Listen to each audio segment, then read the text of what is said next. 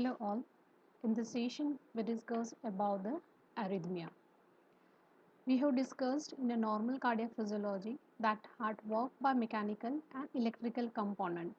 When the mechanical component fails, that is known as a heart failure. And when the electrical component alters, it may produce arrhythmia. And cardiac myocytes fail to contract in synchronization, and due to that, effective pumping capacity of heart is also compromised. In this session, we discussed about the different mechanisms of arrhythmia, classification of arrhythmias, different types of arrhythmias, goals for treatment of arrhythmia, and the drugs for arrhythmias. Arrhythmia. Deviation from a normal cardiac rhythm to an abnormal. It may be due to alteration in a heartbeats or it may be due to alteration in a conduction. Various mechanisms which are responsible for the development of cardiac arrhythmias like abnormal impulse generation, after depolarization, triggered activity and re-entry. Abnormal impulse generation. In some pathological condition, automaticity can be altered, like in case of tissue damage, maybe because of myocardial infarction, which may alter the resting membrane potential. So that alteration of resting membrane potential towards less negative membrane potential, or that may leads to development of automaticity. So less negative resting membrane potential or drugs like digitalis which can increase a calcium overload which also increase a phase 4 depolarization. So fast phase 4 depolarization in case of ischemia, acidosis, digitalis all are able when the phase 4 depolarization is very faster, there is a more generation of automaticity, or if there is a more negative threshold potential, if threshold potential become more negative, means propagation of impulse is faster, and that leads to generation of abnormal impulse. So all this mechanism activate abnormal impulse generation and enhance the automaticity. So one mechanism is abnormal impulse generation.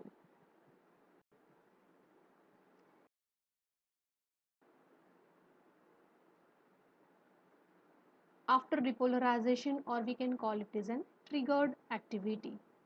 The normal action potential triggers oscillation of membrane potential, which may lead to arrhythmia. There are two types of after depolarization: early after depolarization or delayed after depolarization. Early after depolarization, which can occur during a plateau phase 2 from here.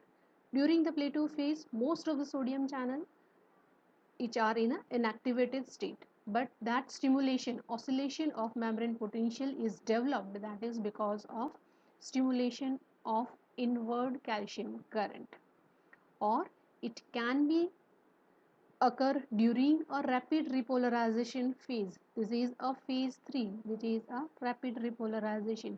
During this phase 3, some of the sodium channels are recovered, and due to recovery of the sodium channel which can contribute early after depolarization. So if there is a continuous sustained early after depolarization which may produce ventricular arrhythmia. So here you can see that there before complete repolarization there is the oscillation of generation of another action potential, and that can wider the QT interval. So the person who are having abnormal rhythm because of early after depolarization, there is a prolongation of QT interval, and that there is a slow heart rate is observed.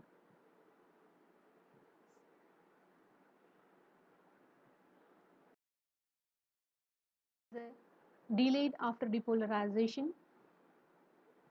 In delayed after depolarization, After complete repolarization, the here there is a after completion of phase 3, there is a generation of action, another action potential, and that is because of higher intracellular calcium concentration. It may be because of digitalis toxicity, as digitalis can increase calcium concentration. So increased calcium concentration can generate a series of action potential. So that is known as a delayed after depolarization. So it is differed from the early after depolarization, where the slow heart rate is observed in early after depolarization. In case of delayed after depolarization, fast heart rate is observed. Then the third mechanism is re-entry. It is due to defect in impulse conduction. An impulse may recirculate in a heart and causing a repetitive activation without the need for any new impulse. There are three different conditions that can cause this impulse to continue to travel around the circle. One is if the pathway around the circle is long, like in case of dilated heart. If pathway is long, there is a more chance to uh, recirculate the impulse. Second mechanism, if the length of the pathway is constant but the conduction velocity is reduced. It may be because of ischemia or there is an increase in a potassium level. And the third mechanism, the refractory period of the muscle might become shortened. It may be because of certain drugs which can shorten the refractory period. If refractory period is shortened, the impulse may get recirculated. We discussed in detail how this recirculation is produced. You can see that this is a normal conduction. In a normal conduction, impulse when traveling down a pathway, it arrive at point A. After arriving at point A, it is able to travel on both the pathway 1 as well as a pathway 2. In the absence of re-entry, the impulse which is passed on through the pathway 1 can stimulate this tissues. Impulse which can pass on through this pathway 2 stimulate this area. So by this way, the whole ventricular tissue are able to stimulate it at a time. While in case of a re-entrance circuit can develop if one of the pathway is pathologically disturbed. When the impulse is arrived at point A, it can travel only to pathway 1 because pathway 2 is blocked. There is a unidirectional block because of effective refractory period of the cell in this pathway 2 is prolonged to such an extent that anterograde conduction is blocked. So only impulse is passed on to this pathway. Due to increase in effective refractory period, impulse is not able to transmitted by this pathway. So when impulse is passed on through the pathway 1 and it proceeds through this way towards the point B. Once by the time it reaches to the point B, the cells in a pathway 2 are now no longer refractory. So now they are completely repolarized. That means the once the impulse reach over here, impulse is able to transmit through this way, and that is known as a retrograde conduction. So this is the way there is impulse is passed on through the pathway 2. Once it reach to the point A, again it is able to circulate it through pathway 1, and then after there is a circular movement is developed, and that is known as an re-entry of single impulse. So there is a continuous stimulation of all these tissues were developed, and that is known as a re-entry of impulse. And here you can see that due to re-entry mechanism, various re-entry circuits were generated. It may be at atrial tissue. Atrial re-entry may able to generate atrial tachycardia, atrial fibrillation, atrial flutter, or there is the atrioventricular re-entry is there, which is mainly responsible because of Wolff-Parkin's White syndrome, maybe because of supraventricular tachycardia, or there is a AV node re-entry can also be developed. It may lead to development of supraventricular tachycardia, or there is a ventricular re-entry can also be generated, ventricular tachycardia, ventricular fibrillation, or there is a Torsades deep points.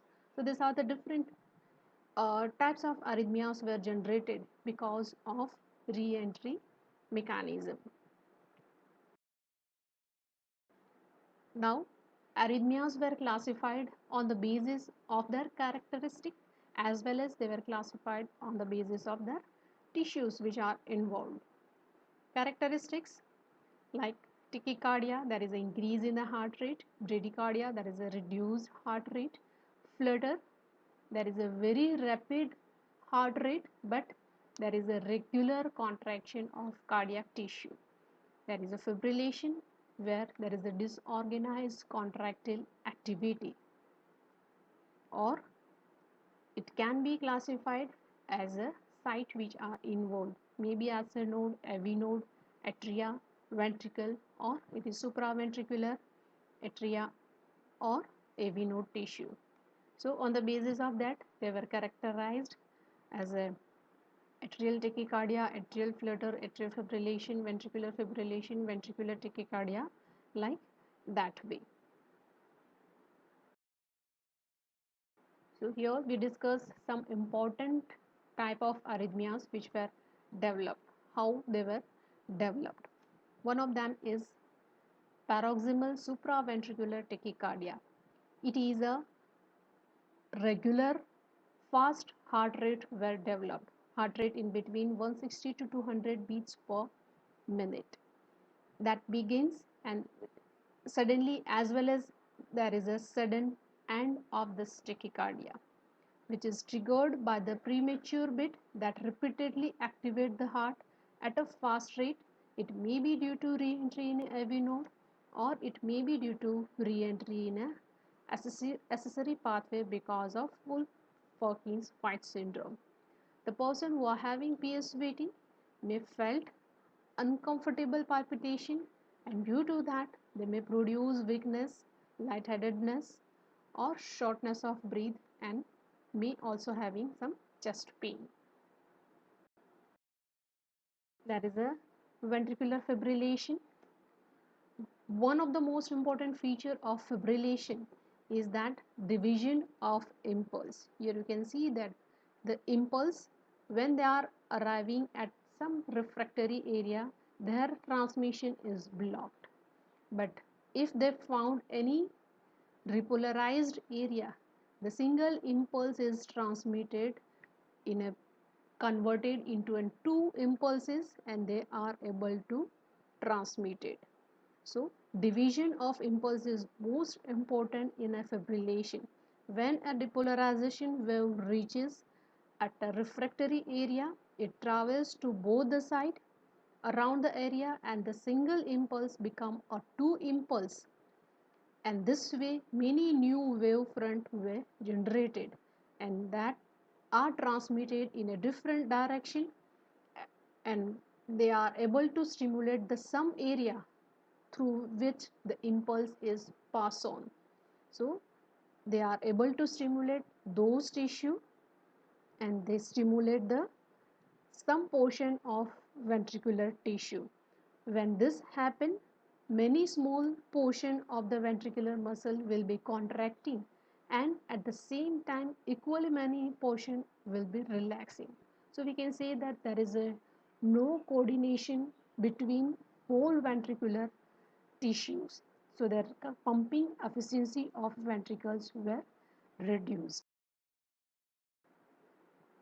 So we can say that There is never a coordination contraction of all the ventricular muscle at once, which is required for a pumping cycle of the heart.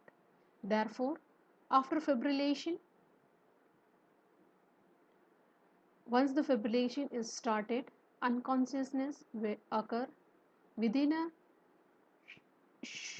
short period of time, and if the person is not treated within a 2 to 5 minutes, it may leads to sudden death of the patient. The factors which are responsible for the development of ventricular fibrillation: sudden electric shock, or there is the ischemia of cardiac muscle or conducting system. Other type is atrial fibrillation. It is almost mechanism is as similar as a ventricular fibrillation. Atrial rate is 350 to 550 beats per minute. Here, atria becomes useless as a pump for a ventricle. So, the blood which are there in the atria, which is passively flow into ventricles, and due to that, ventricles efficiency can also be reduced to 20 to 30%. Here, there is a contrast to a ventricular fibrillation. The person who are having atrial fibrillation can live for months or years with the atrial fibrillation because the pumping capacity is affected, but blood can flow passively from atria to ventricles. Atrial fibrillation can be paroxysmal, last for few minutes or hours. Person cannot felt any symptom, or it can be persistent, which lasts until a normal rhythm is restored by the treatment. Person may felt weakness, fatigue, or shortness of breath. Due to atrial fibrillation, there is a sluggish movement of blood, and that tendency can lead to development of blood clot. And due to that, the person who are having a history of transient ischemic attack, they are likely to develop stroke-like condition. And atrial flutter. Here you can see that in an atrial flutter, an electrical signal is travel as a single large wave, always in a one direction around the atrial muscle mass. Here the atrial beat is around 200 to 350 beats per minute. Another one is Wolff-Parkin's-White syndrome, in which an extra electrical connection is present between atria and ventricle. This is from birth, and that may leads to development of re-entrant circuits. When an impulse is passed on from the AV node to the bundle of His and then travel towards the ventricles, when it reaches to this way, there is a availability of additional accessory pathway, so impulse is conducted through this pathway and able to stimulate atria again, and then it reach to a AV node. So this way re-entrant circuit is developed, and that is known as an Wolff-Parkin's White syndrome. Another one is Torsades de Pointes. It is a life-threatening form of ventricular tachycardia which is associated with a long QT interval.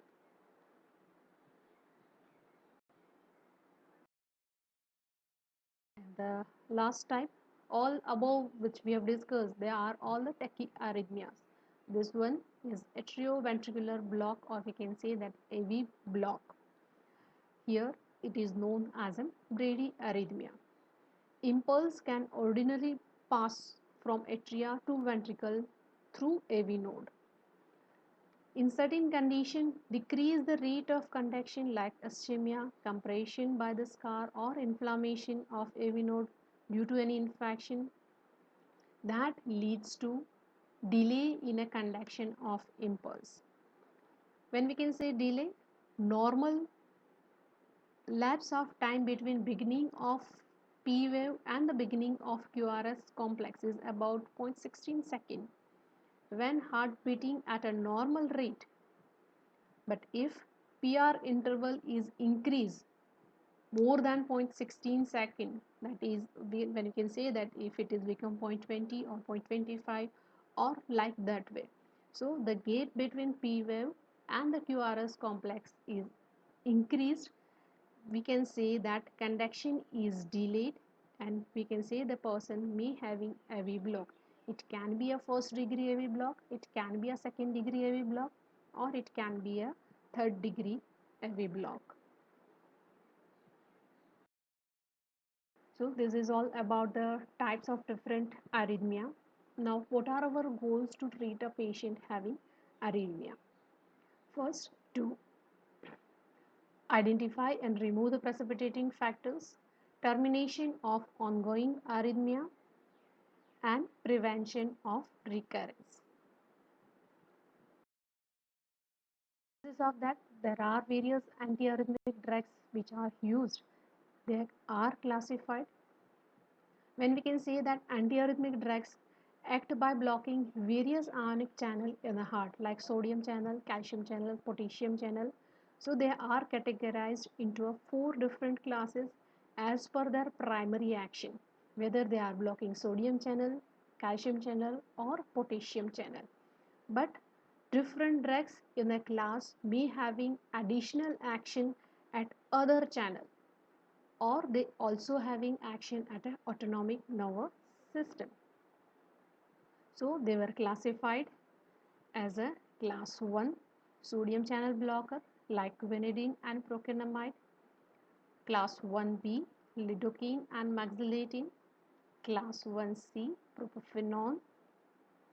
This is about the class 1. Class 2 mainly beta blockers, propranolol, esmolol and sotalol. Class 3 potassium channel blocker, amiodarone, dronidarone, dofetilide, abutilide.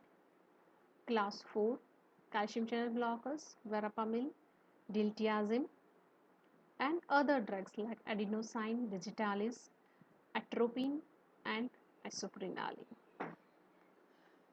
So this is all about the different drugs which are used for a treatment of arrhythmia.